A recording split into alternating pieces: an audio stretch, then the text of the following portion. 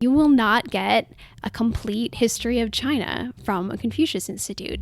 I asked what would happen if a student asked about Tiananmen Square, where, of course, the Chinese government massacred democracy demonstrators. The Chinese director at New Jersey City University told me she would show a picture and point out the beautiful architecture. So students would learn that this is a gorgeous tourist site, but they would not learn anything about what happened there. If you ask about Taiwan and Tibet, you'll hear they're undisputed territories of China. Everyone knows that. If you ask about the persecution of Falun Gong, of Uyghurs, of Christians, you'll hear that everything's great, human rights are getting better. Students hear only what the Chinese government wants them to hear.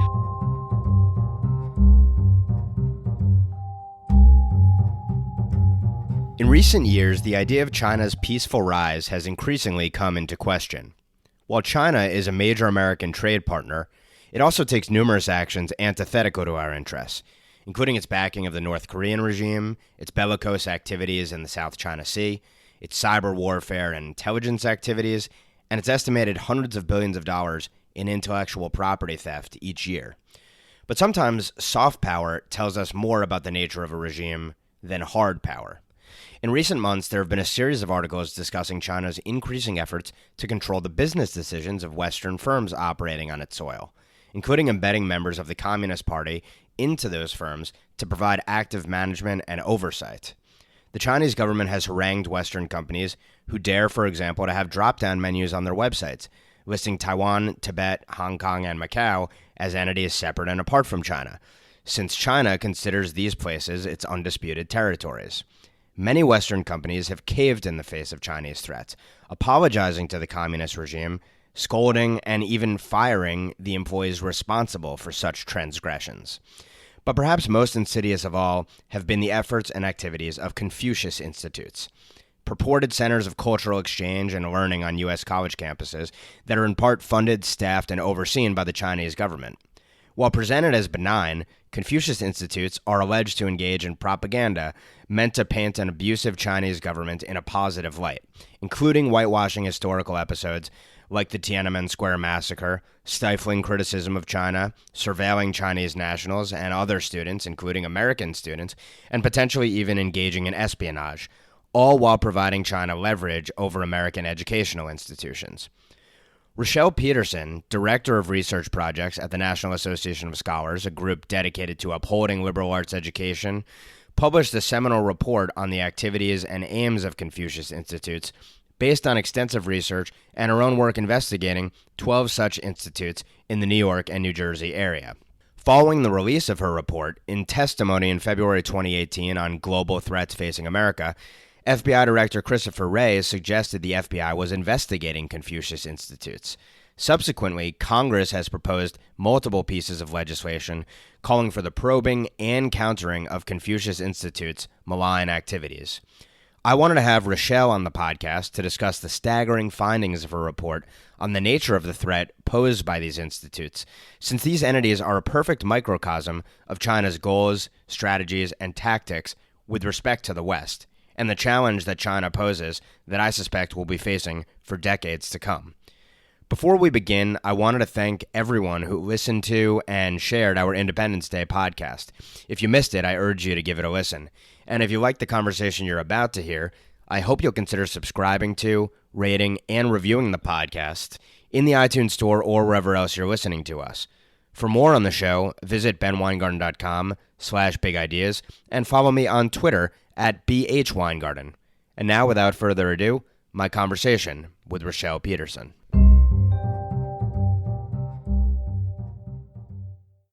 Rachelle, most people would be surprised to know that Chinese-funded cultural exchange or educational institutions exist in partnership with and on U.S. college campuses and even some high schools. In particular, I think they'd be shocked to know that, as National Association of Scholars President Peter Wood wrote in the preface to your report on the Confucius Institutes, that off-the-record accounts confirm that these institutions are, quoting Mr. Wood, centers of threats and intimidation directed at Chinese nationals and Chinese Americans, and as cover for covert activities on the part of the Chinese government. So what are these Confucius Institutes? They are covert threats that are working to co-opt American colleges and universities. The Chinese government has a strategy of trying to make the foreign serve China. This means taking institutions in other countries and as much as possible trying to co-opt them so that their own interests align with the Chinese government interests. When that comes to colleges and universities, that means not the interests of students at those universities, not the interests of professors who are teaching at those universities, not the interests of the United States, but the interests of the Chinese government. So the way Confucius Institutes are set up is they're designed to give the Chinese government a source of financial leverage over colleges and universities. The Chinese government offers funding to set up these centers. It offers teachers that are selected and paid by the Chinese government. It offers textbooks that are printed, selected, and paid for by the Chinese government. And it offers a host of other financial benefits, such as lavish trips to China for college administrators, speaking opportunities in China, visits to the campus by high-ranking Chinese dignitaries, and other kinds of benefits that persuade the university that setting up a Confucius Institute is a good idea, even though it usually comes at the expense of academic freedom. It almost always involves censorship about what students learn about China, and it provides a way for the Chinese government to keep tabs on Chinese nationals at those colleges and universities, watching to see if they are keeping in line with the Chinese Communist Party, and watching to see what kinds of ideas they're trying out and what kinds of things they're saying while they're studying abroad in the US. So it really is a threat to American students, to American faculty members, to Chinese students studying in the US, but also to the United States as a whole, as it's working to turn these American institutions away from US interests and towards the interest of a foreign authoritarian government. And let's start with the name Confucius Institutes, because there's something sort of Orwellian about that name, and you write about this in your extensive report on these institutions, where basically what Xi Jinping, in tow with the other leaders of the Communist Party, have done is appropriated Confucius. And just as there is socialism or nationalism rather, with Xi Jinping and socialist characteristics, there's also Confucianism adopted for the socialist communist vision, which is that of Xi Jinping and the ruling party there. So tell us a little bit about the background of that name, Confucius Institutes. Well, it's interesting because Confucius Institutes really have nothing to do with Confucius. They don't teach anything about Confucius. The Chinese philosopher really comes up only as a picture that American students have of something familiar with China, something that's approachable. You can imagine that having Mao Institutes on campus might not look quite so good. But Confucius was chosen really just to be a touchstone, a familiar point for Americans. And it's part of this broader strategy in China of trying to take over Confucius's image. The Chinese Communist Party, of course, had an extensive effort to eradicate Confucianism. It went so far as destroying Confucius's grave. But now, under Xi Jinping, there's a realization that communism is not wholly satisfying for people, and they need some kind of civic and moral touch points, and Xi Jinping is trying to take Confucius's image and resurrect it and remake it in the image of the Chinese Communist Party. So Confucius Institutes are one piece of that larger strategy in China, but they're also just the name Confucius is just serving as a familiar point for American students who see him as someone approachable and familiar. From a practical perspective, what gives a foreign country like China, who of course we have substantial trade relationships with, on the other hand, there's an adversarial element to the relationship, both on the economic side in terms of intellectual property theft and the like, and then espionage, for example, the hack of the Office of Personnel Management, 21 million individuals' records stolen by the Chinese government. How is it possible that a foreign country like China, with this sort of adversarial relationship towards the U.S., is able to set up such programs as these on U.S. college campuses in the first place? There are two reasons. One is ideological. American college campuses on the whole are not opposed to communism necessarily. So on some college campuses, the Chinese government finds a warm welcome from professors or administrators who see nothing wrong with promoting a communist government. But the second reason is financial. Colleges and universities are always eager for more money, wherever it comes from, and tend to not pay too close attention to what strings may be attached, or they justify themselves by claiming that whatever demands may be placed on them as a result of this money, they can manage those and they can handle the Chinese government and make sure that nothing compromises the university. That is a judgment that American colleges have made, but they've not been able to live up to. Academic freedom has been compromised. Censorship has been enforced on college campuses as a result of Confucius Institute. But those financial incentives are very strong, and it's hard for American universities and their administrators to turn those away. And in your report, you even noted, with respect to this idea of the financial leverage that this gives the Chinese government over U.S. institutions, some of which are cash-strapped institutions, that there's even the concept of potentially turning off the flow of Chinese nationals into American schools. So in other words, there's leverage even of the idea that Chinese students can come to the U.S. and study because that is tuition dollars for the university. So this is part of an even more comprehensive effort to exert leverage over U.S. schools. That's a really good point. China is the number one source of foreign students in the U.S., with about 350,000 students a year coming from China. As foreign international students, they are not eligible for in-state tuition. They're not eligible for any scholarships or the normal grants and loans that colleges and the federal government provide. And often they're subject to a higher special international tuition rate. So for colleges and universities, this is a huge source of income for them that they're really dependent on. So when the Chinese government indicates that by setting up a Confucius Institute, you'll have a higher profile in China, you'll have greater access to Chinese students, we may even recommend that Chinese students choose your university. That's an additional incentive for colleges and universities, and once they have a Confucius Institute, a strong incentive for them to keep it, whatever the risks that they may be becoming aware of. Now, when we talk about the Chinese government's influence over Confucius Institute, the specific organ that you're referring to is the Hanban, which is an organ of the Communist Party in China. What is the Hanban, and how specifically does it influence these Confucius Institutes? The Hanban is an agency within the Chinese Ministry of Education. It is responsible for setting up Confucius Institutes, as well as a similar program called Confucius Classrooms on K-12 schools, and it has a variety of other international exchange programs, though Confucius Institutes are the largest of them. The Hanban, as an agency of the Chinese Ministry of Education, is part of the Chinese government. It is overseen by a council of 12 members, including representatives of multiple state agencies in China, including ministries that are charged with propaganda. So it's very closely related to the Chinese government, and the people in charge of the Hanban have a lot of crossover with the leadership of the Chinese Communist Party. So Xu Lin, the Director General of the Hanban, is a career bureaucrat from the Chinese Ministry of Education. She's also a member of the State Council and a high-ranking member of the Chinese Communist Party. So the Chinese government's fingerprints are all over Confucius Institutes, and this really is closely tied with their efforts at using their cultural diplomacy as a form of foreign policy.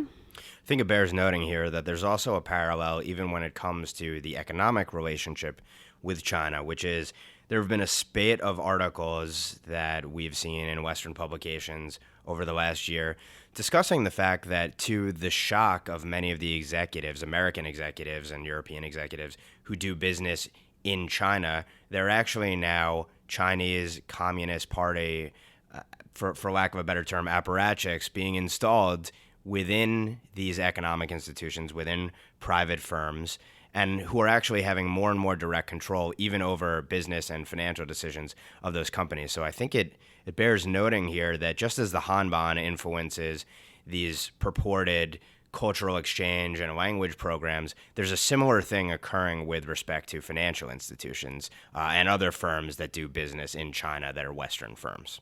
Now, you spoke to numerous individuals in carrying out a number of case studies and compiling this extensive report who demanded total anonymity as a condition for saying virtually anything regarding these Confucius institutes. Why? Two reasons. One is concern for retribution from the Chinese government. The Chinese government does not mess around with critics of China. It takes them very seriously. And scholars who are studying China know very well the risks that they run when they criticize the Chinese government. Many of them have been denied visas, which is basically a death sentence for their research career if they can't conduct interviews, if they can't visit archives, if they can't get access to records in China. It really stymies what they can do. And so for a professor trying to establish an academic career, being limited to that kind of research is a real blow to their career. But there's also intimidation, and the Chinese government has a long arm. It can reach into the U.S. Quite easily, and American scholars are concerned about retribution from the Chinese government if they go on record criticizing the Confucius Institute on their campus. But the second source of concern for them is really interesting.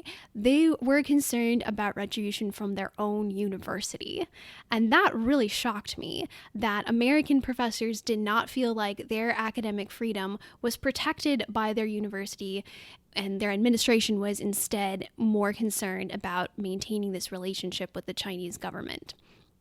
The sources of influence that the administration has on the professors is really numerous.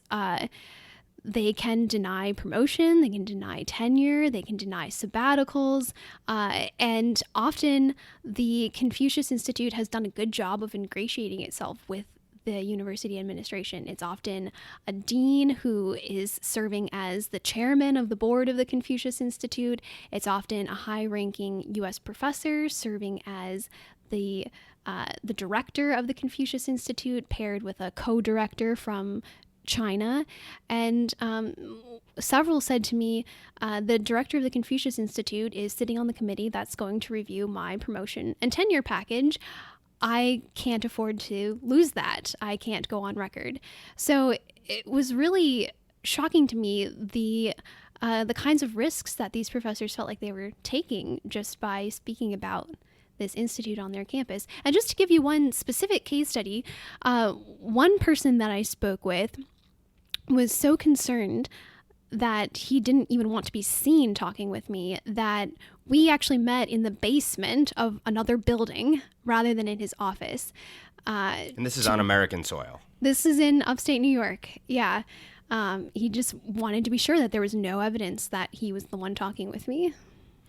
One thing also that I found particularly disturbing in your report was the percentage of teachers who receive their pay directly from Chinese authorities. Obviously, money is leverage, and then you have teachers being paid by Chinese authorities. Many of these teachers are Chinese nationals. They're not American citizens, or they're not Chinese Americans. Who vets these teachers, and who are these teachers? They're vetted by the Chinese government. So one of the conditions of having a Confucius Institute is that China, in its generosity, it says, will give you teachers and textbooks. And the teachers are selected by the Chinese government. The Hanban maintains a database of eligible teachers. Some of them are professors at Chinese universities, others are recent graduates of Chinese universities. And the way the hiring process works is China selects these candidates by whatever criteria it deems relevant. We're not totally sure what criteria are included, but it's likely that some kind of ideological purity to the Chinese Communist Party is part of that. But once they have this list of eligible teachers, the American universities are given a slate of 2 to 3 candidates, and they pick one from those 2 to 3. So the American universities, if you ask them, will say, we get to choose who our teacher is. There's a hiring process, we see resumes, we interview people, but they're selecting from a very small pool of candidates, all of whom have been screened by the Chinese government. Sort of like how elections work in Iran, where there's a slate of candidates and those candidates are approved by the mullahs. So, yes, you have your freedom to choose among a very narrow set of potential options. I mean, it's staggering that on U.S. soil, this is the sort of thing that we are subjecting ourselves to. So, what is actually taught based upon both the case studies that you conducted and your research? What is actually taught by these Confucius institutes? Anything that looks good about China gets taught at Confucius Institutes. Some of it is, there's nothing wrong with it. There's no falsehood. They're teaching Chinese language. They're teaching paper cutting. They're teaching about Chinese tea ceremonies and different Chinese holidays, all things that are fine to learn, not necessarily anything wrong with teaching that. But there are some things that are mistaught, and there are a lot of things that are never taught. So you will not get a complete history of China from a Confucius Institute. Certain key episodes are mysteriously left out. I asked what would happen if a student asked about Tiananmen Square, where, of course, the Chinese government massacred democracy demonstrators. And I got a lot of beating around the bush in terms of answers. And one director of a Confucius Institute, the Chinese director at New Jersey City University, told me she would show a picture and point out the beautiful architecture. So students would learn that this is a gorgeous tourist site, but they would not learn anything about what happened there. Similarly, if you ask about Taiwan and Tibet, you'll hear they're undisputed territories of China. Everyone knows that. Nothing more to talk about. If you ask about the persecution of Falun Gong, of Uyghurs, of Christians, of any minorities in China, you'll hear that everything's great, human rights are getting better, and there's really nothing to talk about there either. So it's a very edited version of China, and students hear only what the Chinese government wants them to hear.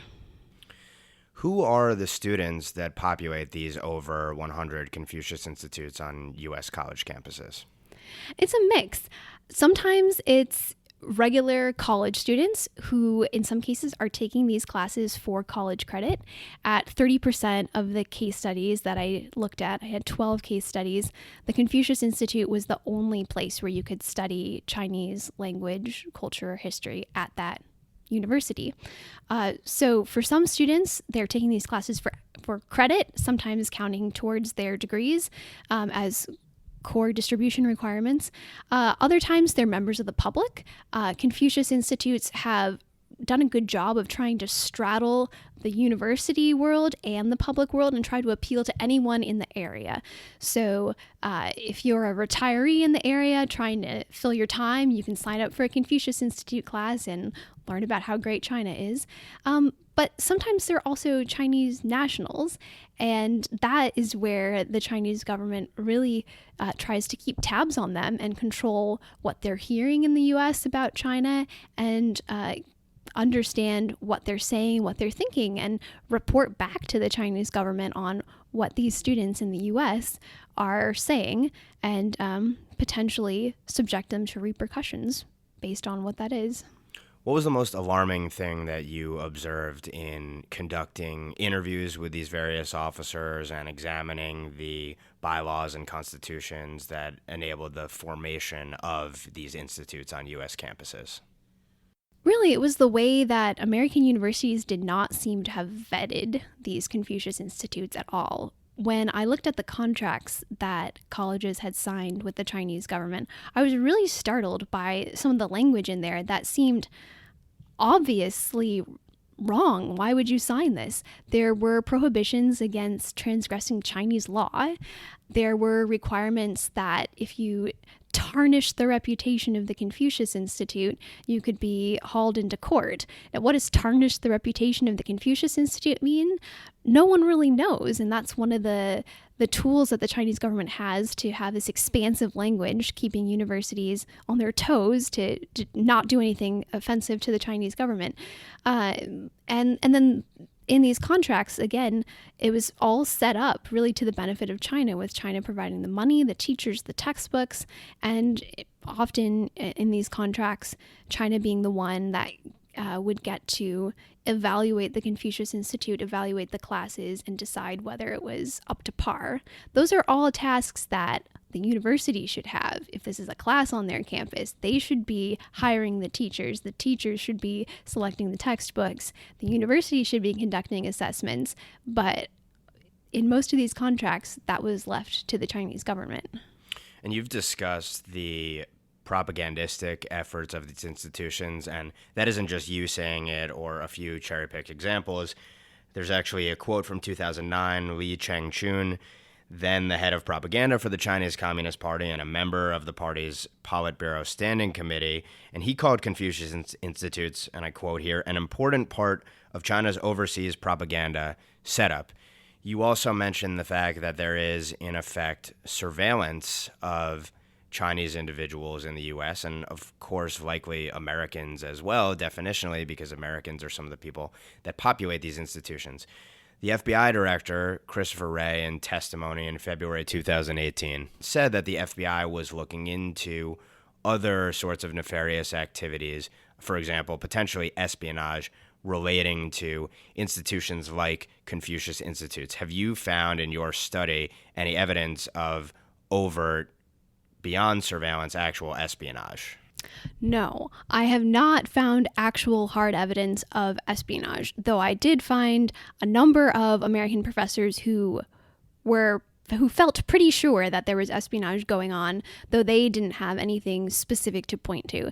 But you're right that Christopher Wray, the director of the FBI, did testify about this in February of this year, and intelligence officers in other countries, including Canada and Australia, have been looking at this as well. So it's a question that bears further research, and definitely we should be looking into. And of course, even if there hasn't been necessarily overt espionage efforts conducted vis-a-vis the Confucius Institutes, there's of course the idea that potentially there could be assets recruited out of these institutes, given that you have Chinese teachers approved by the Chinese Communist Party who are the ones leading this cultural exchange education, quote-unquote, program and or trying to create agents of influence effectively out of them. So it'll bear noting in future testimonies. We'll see if the FBI director and the intelligence community cites anything more on this matter. Now, when you were conducting this research and then subsequent to this research, did you find that the Chinese government itself in any way sought to threaten the National Association of Scholars or otherwise attack your work? We got two responses. First, our website got hit with hackers from China the day that our report on Confucius Institutes was released. Our website withstood the hacking. We were fine. The report did go out, but that kind of put us on our toes a bit. That was the first response. The second response was a kind of charm offensive. Our president, Peter Wood, and I both got inundated with speaking invitations in China and requests to come give keynote addresses and take luxurious, all expenses paid trips to China, where, of course, there would be no purposes besides delivering this speech. No attempts, of course, to co-opt us or buy our silence. So China has launched an effort to respond. So the FBI director gives testimony in part regarding Confucius Institutes, and it bears noting this was in context of broader testimony of the broad intelligence community talking about threats to the U.S. So it's pretty notable that the FBI director would bring up Confucius Institutes in the wake of your report during that testimony. Since that point, there have been legislative efforts to grapple with the influence of Confucius Institutes on U.S. soil. So tell us a little bit about those efforts. Yes, there have been several bills introduced. The first is called the Foreign Influence Transparency Act. It's sponsored in the Senate by Marco Rubio and Tom Cotton, and in the House by Joe Wilson. And this bill is an attempt to just provide the American public with more information. The U.S. public should know when foreign governments are trying to exert influence over college campuses, especially when that influence extends to the college curriculum. So this bill, which NIS had the opportunity to work on, would require colleges to divulge more information when they get grants and contracts from foreign agents. The second bill is called the Stop Higher Education Espionage and Theft Act. It's sponsored by Ted Cruz. We were able to work on that a little bit with his office. And this bill has a wider scope. It looks at multiple sources of espionage and attempts to steal research and development from the United States, and it targets those sources of influence and theft, and again requires colleges to divulge more information. But it also has an extra step. It requires the FBI to create a category called foreign intelligence threats to higher education. And the FBI would maintain this list of foreign intelligence threats, and any agency or group on that list from the FBI would then be subject to enhanced screening. So these are both efforts to make the American public, first of all, more aware of what the Chinese government and other governments are trying to do, but also try to hold colleges accountable and hold those foreign agents accountable by requiring them to share more information. In your studies, did you find that there are other governments who are sponsoring similarly, arguably subversive programs on U.S. soil? There are other governments that are making similar attempts. I'm doing a project right now looking at Saudi Arabia, but the way China does it is unique. China is really the only nation that has established a wide footprint of institutes on college campuses offering for-credit college courses sponsored by a foreign government. That's unique. Other nations will set up centers that are off campus, that are not for credit, that are purely cultural exchange centers where if you go there, you know what you're going to get. China has set these centers up on college campuses, and that makes them one of a kind. Well, when you complete your next report on Saudi Arabia, we'll look forward to having you on again to discuss that. And Rachelle, thank you so much for putting forth this report, which is incredibly eye-opening and I think critical when we think about the size, scope, and scale of the sorts of threats that are facing us both from China and other foreign powers as well. Thank you. If you enjoyed this conversation, please do help us out by subscribing to, rating, and reviewing Big Ideas with Ben Weingarten in the iTunes Store or wherever else you're listening to us. I'm your host, Ben Weingarten. You can find out more about the podcast at benweingarten.com/bigideas or at BHWeingarten on Twitter. Thanks so much for listening, and we hope you'll join us next time.